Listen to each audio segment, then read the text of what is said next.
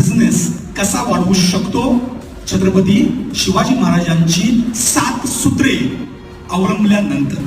आणि याच्यामध्ये मी रिअल्टर 2.0 असं मेन्शन केलेलं आहे.